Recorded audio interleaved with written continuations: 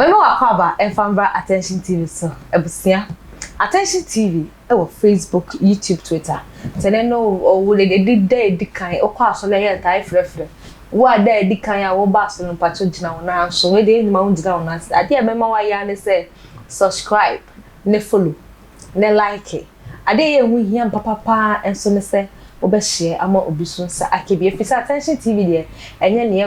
ne ekọ bia ne de brew. E de adesua na abenya mu asem na abefa mu aba na abe hu se ne ekoso ye mamu ha se enko ye nyen na ebe kirekire mu ema wote ase obeto no nyum onyuma ne sen wadwuma ne sen ene wudidie enso ene sen ende ye hwese ye kasa obi kra ye sofo obi ye apostle obi ye odifo obi ye hwan bishop hwan omo ne hwan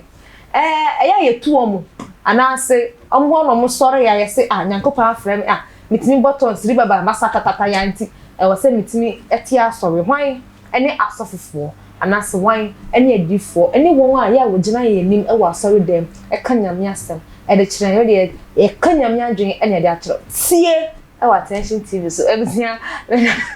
me da so wa join ye na so ene yensa aka di Apostle Tvgh e wa dem ha say ya ni nasari ni din ede Pentecostal Faith Divine Ministry ono ene sofu penia oda ano ene ono ana ni be twin but so hwa ye ngira akra ye apostle ono e bi sem sofu ene hwan no ne say otimi what kind Genesis to Revelation be 53 times na o say matin Nyankopon asem na say entimi ko gina dom ku anim na me starting kanyame asem because say na ye na asobi tie no etesen nie ebusia nyabre tnase ne demu taku ne fa twene na me ntwa me ho me ba ye den komo no e be hyehye so me kwaba sia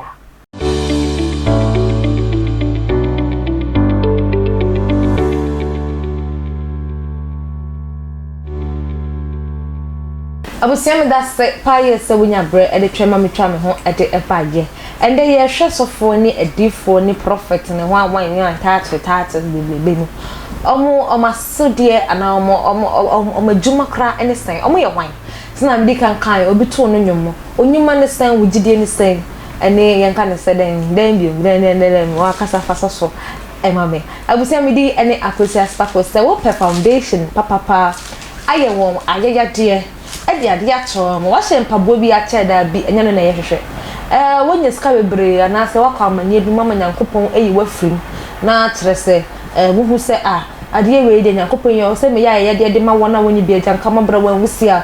anti no ko university eye oba bi ode no wasi se ono no yes adwuma no na se wonim se nipa de ye nto nipa ntwene nipa nam ana ye nyon nti ye wi nipa no nti no no okwa no akocha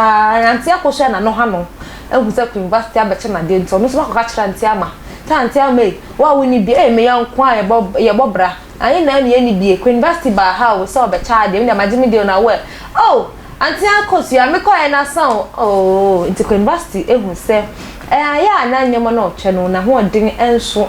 na entrant no o stress wa so wo bia o pese wo de candidate ho na se sei no ebetimi aso obi bia so o de ba ko cha o mo nti no frɛ no 0548302985 0548302985 na bibia wo bia o pese wo de kan university de ho e mo ne bi ko cha wo na woni bia jan ka mo bra woni bi san pacho mo nye ne sana bibia ento de midindim ene akosia spako sende mensa akandi for penia oda Pentecostal Faith Divine Ministry the din ene Apostle Tvgh yanko na yenko twetwe enkomo papa ma wakwa ye na ndile se bibia boko Yesu atum be boko Yesu atum papa udino apostle ka ho asa na ebe sha ase apostle any title be apostle ye bompai ye da wase wono kwafo Nyankopon kunku Nyankopon awie wabasa udim na ye hia usi ba bia ba nu ba se hia wo owurade udim no na wo ntina ya bro mienu miensa nkonko eti wa habi e bompa ese yimi ni pesu fesi nchen ne wankasa wo dia wura me mu se menka no e na nkonko ma menka e ma memfa me penka bibia because me pe you but wo gado pe e nhira kasa fa me mu na wo man mi wiase nyina enti wo gado nka adomuti amen ya kasa obi ye osomafo ane apostle okay apostle yes osomafo okay say you can say you can be a sumafo a say ya suma na be cancer na ko kase na nyame de ne honhom e de asuma say kokoka into asumafo no e obi a nyame de asore tia honhom e de wura ne mu asumafo antena faako asumafo nyame hyew na obeye adwuma wo hawia nyame tumi apagyaw e de wako ba bi fufuro say ko na san kokoto adwuma no eso emfa ho say eswa emfa ho say so emfa ho say yedwiase say esan say oye sumafo ndi no okwa nyame honhom na nkasa no e na be fa wo ama wa ye de onu nyame e pese wo ye unse yanko Old Testament Moses so na mitena say obi a udwani free Pharaoh anim ekone na se kokotra yero ne tu ba bi no nyame suma no say ko na kokoyi me man fa free enko asum unse ho no Moses ka say me ne hwan a metumi akọ ana metumi akọ ko ese adwuma we what I say ana ka say me kwampo me num kasa okay metumi kasa ana se me hye unua e na odi waka ho se de be ya kasa mafo eti osomafo ne yese nyame honhom awieye mre osoma wo na wokọ na odi nyame asem ekoko enti yesa your five-fold ministry so you were apostle you were difo you were churchfo you were sofo and you were septakafo ni nyina no asori bia na sese yenya sa 5 ministry ni na de ewu sese yenya obi o yesomafo sese yenya obi anyame difo a ono so ti asafo no anyame fa ne so ekasa ani ewo ochurechfo ono teacher ono so ti gira ho akire nyame adwen okasa emma wo kire o bible ba bia sese o de tuma wo tinye se wo ba ti ho nyame nka wo mu no uti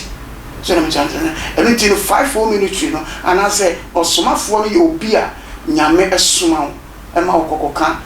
na se okay and say no 5 folds of ministry me akamo baako ye apostle no apostle no masudie anase juma potembe apart from some ko tete asore no juma potembe na ya mo ye kan who say Paul ka say bi me de pa o say Paul edua Apollo gusunsu na nyame amano ayi edi apostle no o nyame show obetimi apostle betimi baby anyame somafo bekobia no okasam a etwasum ebi pedi nachi so on don't you so ga nyam yesu kon oja na som asomafo we ona je no o na asomafo no mo trafa ko Paul fia no kwa Paul yesomafo okwa ofa no si ha so na je do baby a o tia sorry edu e kura o tia sorry de abamu aketu e kura na oswa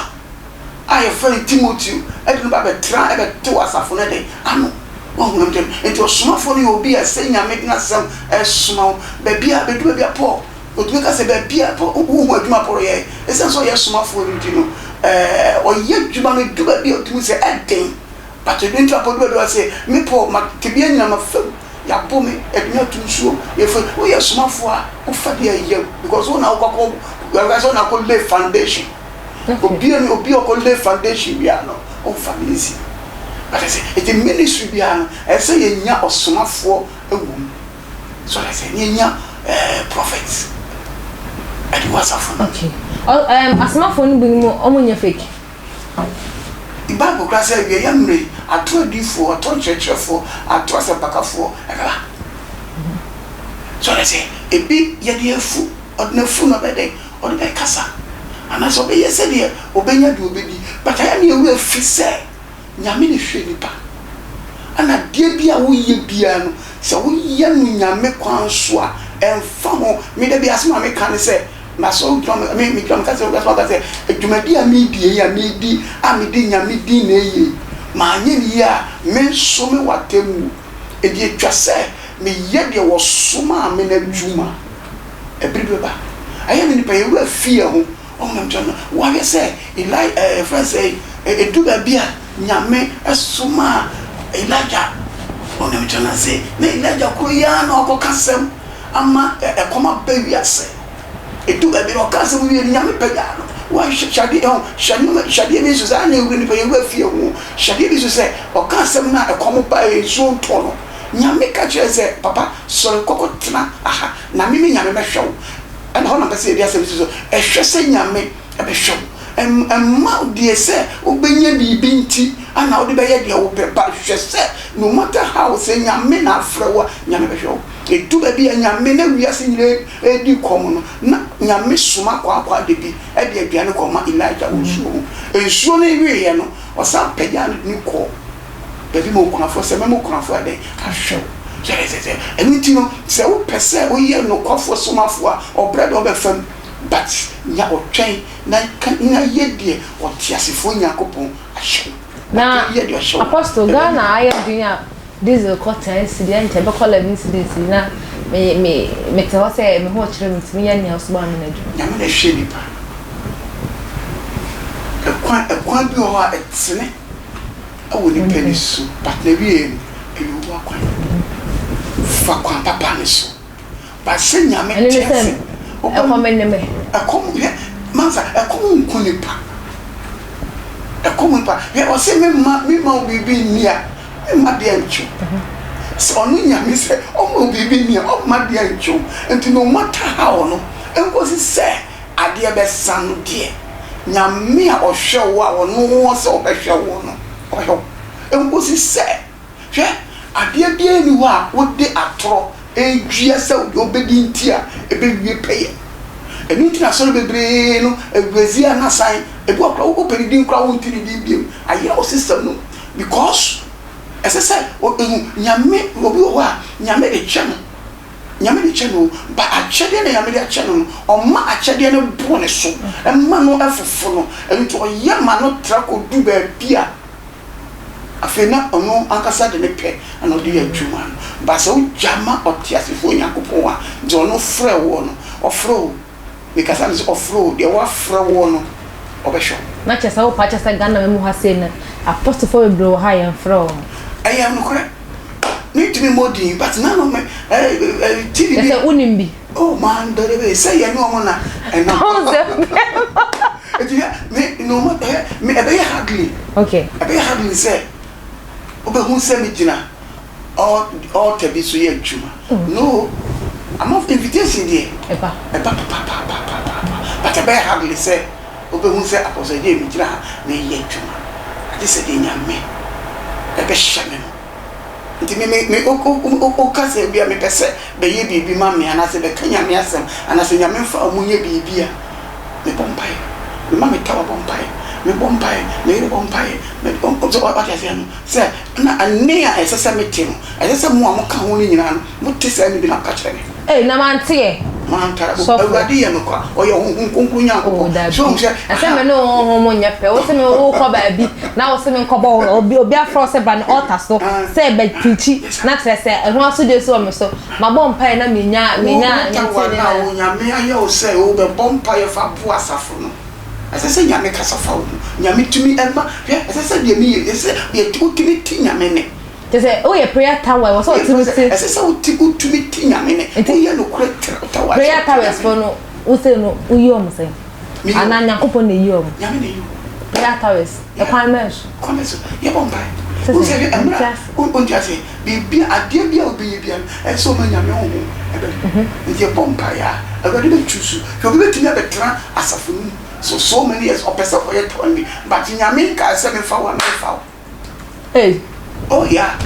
and yeah obi betumi betiwe obi betumi abasafunu be so many be 4 months 3 months 8 months 1 year 2 year na open me down for okay but what you know open me down for but oni ba ngungu na na mutino wacho and just say and yes say obi a odi no bo hwe hwe bi so ya masika ni bre no adoso sense anade e bedi no adoso hwe Elijah one Elijah fai Elisha ene ne nante but hwe anya de na Elijah kanya na Elisha pe but onya wo twa okay etu ba bi krampo no etu ba bi obeka nani me kana papa ba ko e me ko pro ma darkness so I say ona o do no finish no wash ba kwa yibi offense say e fra wash no ana obi enso say o hwie so nyina guni so aso dem mo en ebi aka wo na ye de sa ya wo aka be ja sorry ndaka se ra me kan de ka bi ja sorry yeah but aye de shi bia e do e krampo no Elijah e di fu luka e ka kire say oh you ni say nyame be fa o papa Elijah kwa na o so bi not me ko afem du say o dey na chi ko do ba bi no e do ba bi assistance o di nyame won na mo do ba bi no what I say Elijah ka sa plan ka kire ni say me ba ko nti un se be kwa kan ya ope e be yo ama what I say o say anka kamia anka menya wo hu na wo de ya adwuma no e hu mo hu ni na kan fa nya adwuma what I say o say so hu se me ko de ya on sa le ka kadi